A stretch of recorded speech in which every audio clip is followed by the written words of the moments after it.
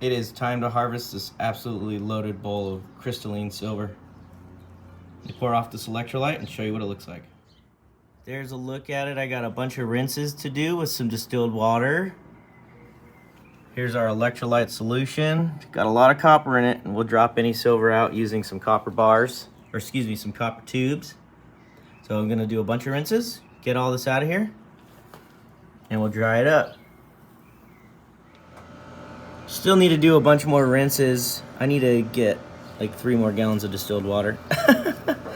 But let's go ahead and drop the silver in our electrolyte solution.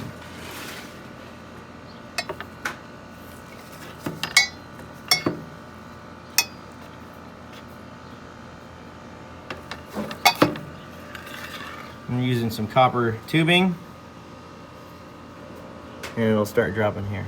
It's pretty dilute now that I put in about 1.5 gallons of water, but it'll be interesting to see how much comes out of there. We used about 15 ounces of pure silver to create this solution.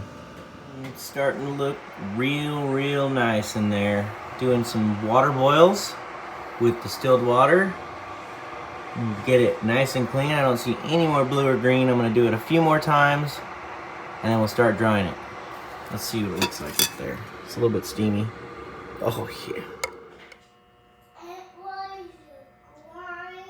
Alright, the glass dish that this was in is 860 grams. So that is something like 970 grams? Something like that. Let's do some quick math.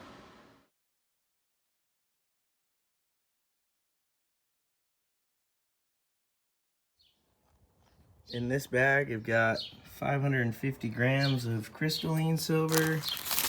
And this one, I got some really nice pieces that I set aside. So I got about 560 or so. And then got, this is all like -20 mesh that I got out from the silver cell, classified it. So this is all +20. And I'll make another electrolyte solution with this stuff here. But something really interesting happened with my silver nitrate solution. Let me show you.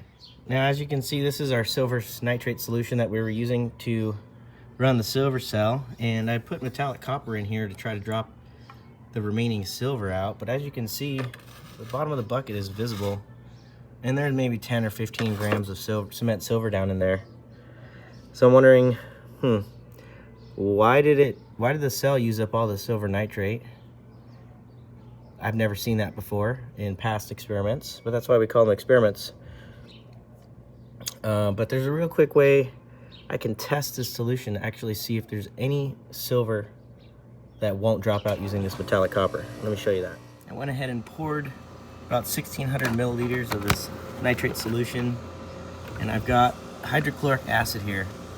And if there is any silver remaining, we will form silver chloride, which will be a white participant, followed by turning purple because we're in the sunlight. So let's see if that happens.